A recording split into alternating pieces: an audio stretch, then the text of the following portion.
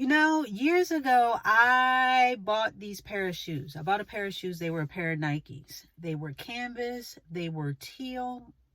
Yeah, they were teal. And I just was in love with them. I saw them.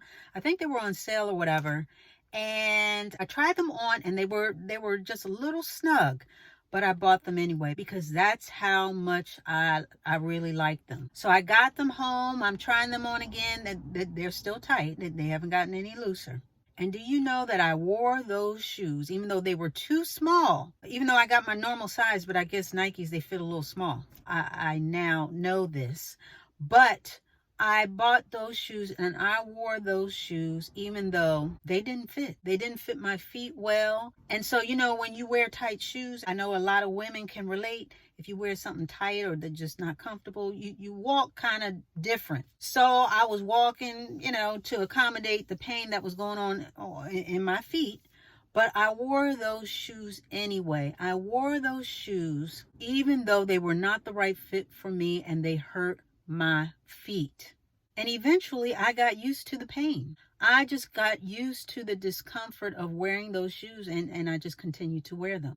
A lot of us are like that. And I'm saying right now that that's not good. We get into a situation where we're not comfortable and we just get used to it, or we get something that totally does not fit and we go along to get along for so long that we just become numb to the pain, numb to the discomfort, numb to the lack.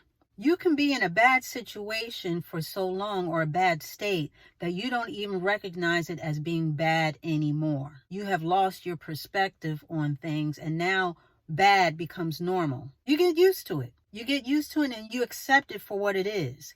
And I'm saying right now that we got to do better. I've been talking about we got to do better. We got to be better. Well, it's time for us to be us, but 2.0. So it's time for us to implement these things. It's time for us to get better about these things. A lot of us have a metaphorical pebble in our shoe. We've been walking around with it for a long time, so much so that now we have a limp. Don't get used to the limp. Don't get used to the mediocrity. Don't get used to the discomfort. You deserve better. And a lot of us do it. A lot of us settle for what no longer serves us. Not only that, but no longer serves who we are or what we are trying to be. And I'm talking about across the board. I want you to dream big for yourself, and I want you to have great expectations. I've said this before, and I mean it. It's time for us to live in the largesse of what God has for us. You don't have to live in lack. You don't have to live lackluster. It's about knowing you deserve better and treating yourself better, whether it's a relationship, whether it's clothes. Don't wear those holy clothes. It's clothes that no longer fit you. You've been looking at the same couch for years and years, knowing it's not up to par no more. You can see where people have been sitting. You can see their imprints in the cushion. You know what I'm saying. You know that couch no longer serves you. It is time for a new couch. It is time for home improvements, including yourself.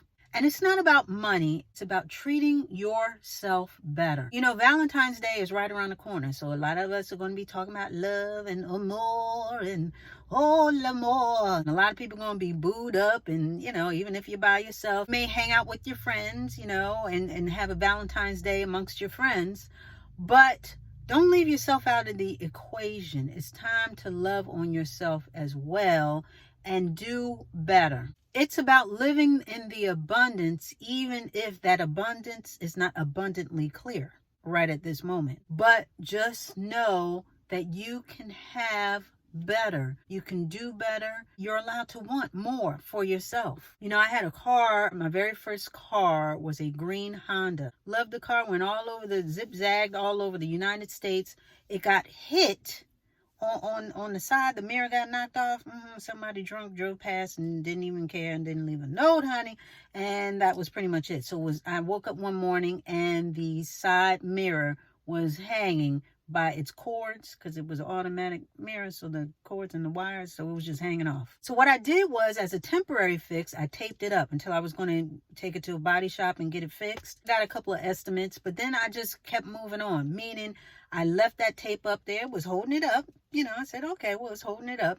And I left that tape on there for you. I didn't get it fixed. I did not get the side mirror fixed. And it looked bad, but then I got used to it. I got used to the tape. I got used to it looking bad to the point where I didn't even see it as looking bad anymore. It was just my car. That's just what it is. I became blind to the mess.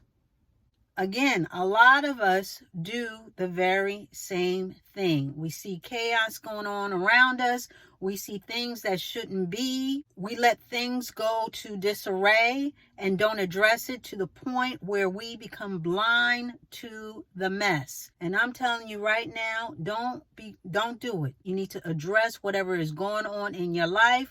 And I'm talking about everything, whether it be something as simple as updating certain parts of your wardrobe and making sure that you look and feel your best and give the best presentation of yourself, or as far as in your life, as far as who is in your life, who no longer serves you, as far as where you spend your time and what you spend your time on. Don't become nose blind to things that don't pass the sniff test. There's a commercial where I think it's for detergent, laundry detergent, and the woman walks into her son's room, who I guess is an athlete, and he's got dirty socks and laundry and all over the place, and he's sitting in the room like, what?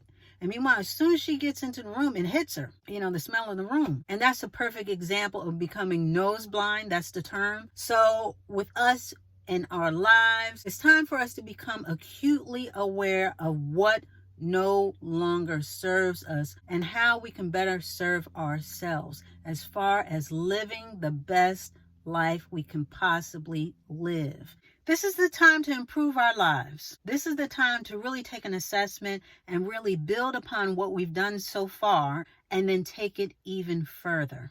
I did a video on what makes you happy, what really brings you joy. And it's time to get back to that and definitely edit your life and take out those things that no longer serve you. You don't have to get used to lack in your life. You're not supposed to. I want you to live in the fullness and not in lack.